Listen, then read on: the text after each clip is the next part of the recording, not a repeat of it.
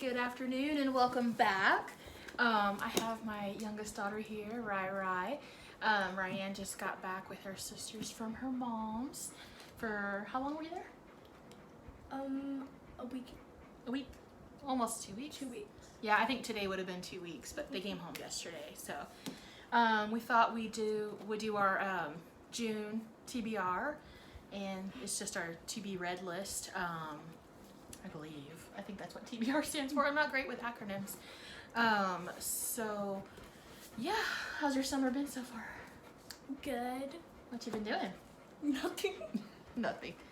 Well, hopefully we'll get some good fun in and read. I know I always try to preach to my kids that picking up a book, back of a cereal box, read that, magazine, comic books. Actually, anything. on the way to my dad's house and my stepmom's, I read a book and I just started it and I went to 100.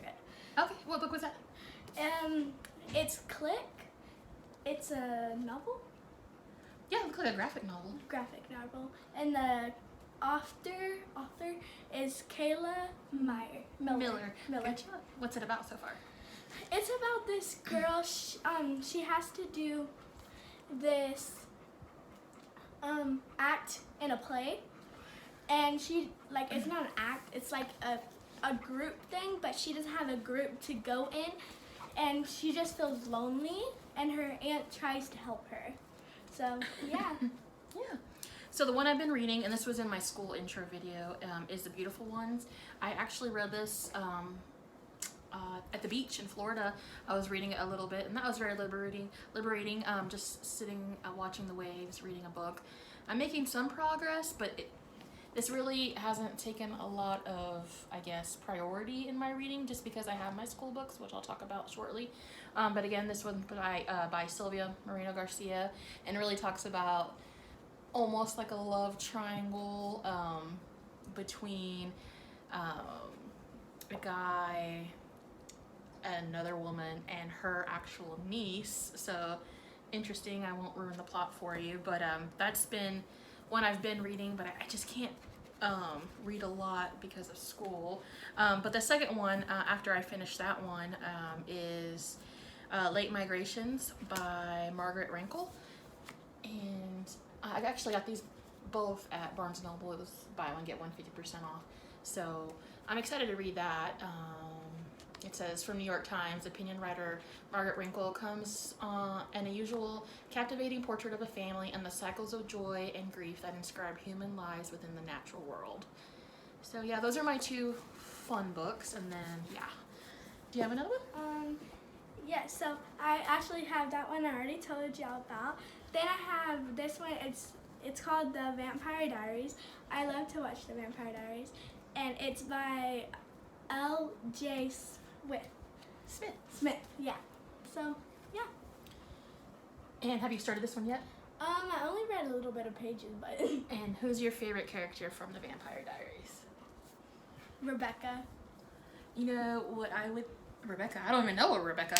I think what would be cool is if we visited wherever The Vampire Diaries was filmed. Would you like that? Mm-hmm. Yeah, we're trying to get more traveling done, so we need travel ideas.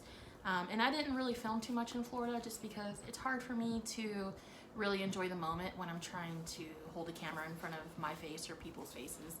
I don't really live in the moment like that, so it's hard for me to just be like, oh, let me pull up my phone and film, when I really just want to take in the landscape and whatnot. And so, did you have another one? You go first. Okay, so these are my school books. They're really interesting to me. I understand it'd be probably really boring for other people if you just weren't into this kind of stuff, but for one of my class, it's English language learners. I'm reading The Foundations for Teaching English Language Learners, and this is by, Carlson, I think? That would help me. Wayne E. Wright. That would help me. Yeah, so it's published by Carlson? Yeah, Carlson Incorporated. It's basically methods for teaching people who don't necessarily speak English as their primary language, and this could fall in for anybody. whether their parents are not English speakers and they were born in America, the children, and they do speak English, but maybe at home there's some disconnect or miscommunication. It can be even for students who do speak English, and that's their primary language. However, they don't speak English very well. So how to really instruct them and help them. So if you think about it, not just immigrated people are ESL kids or English language learners, ELL kids. There's a whole umbrella of kids that would fall into this category. Do you want to go, or you want me to keep talking? Sure, you can go. Okay, you're so sweet. And then also for my principles and practices for effective instruction, I have a book about at-risk youth. So there's that one, and it's by McWhirter ×4. I think it's a husband and wife and maybe their kids, or I'm not sure what the relation is, but it's 4 McWhirters that are the authors of this one. And it's a comprehensive response for counselors, teachers, psychologists, and human service professionals to help kids who are at risk and help them with their education and what you would need to do that. And then my last one is by Archer and Hughes, and it's an explicit instruction for kids with disabilities. It's important to use direct, explicit instruction. We don't want to really have them thinking about 20 other things. We just want to say, hey, this is important. This is how you do the work. It's very direct. And whether it's an individual setting or group setting, you want to have explicit instruction, so that way they know what's important, what to focus on, and you really help kind of navigate their learning so that they're not, a child with ADHD isn't going to know, oh, this is what I need to study, or these are effective strategies to make me do well in a test. So you want to be as upfront with this population of children, because that studies show helps them learn the best. So that's it. Those are, let's see, my 3 textbooks for school, and then my 2 books I'm reading for pleasure. And yeah, what else you got? So all my books are really good for kids, and yeah, so I already showed you the Vampire Diaries. That one's good, and Click is good. So then I have this, it's for boys or girls. It's Dogman and Cat Kitty by Dave Pilkey. And this is a really popular book among all kids. It doesn't really have to be a boy book or a girl book. I just think it's a wonderful story and good for kids to read and really start getting into those little adventures and narratives to keep them interested in reading. This is about basically the cop, the cop's dog turns into the cop for a day, and then the cat the evil cat comes and tries to Villain.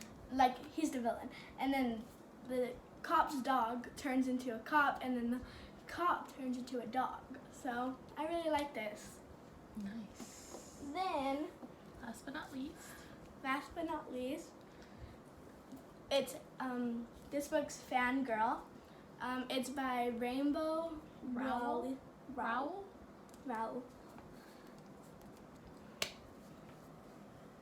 So Yeah, and it doesn't really say what the book is about. if you open it, Yeah, there we go.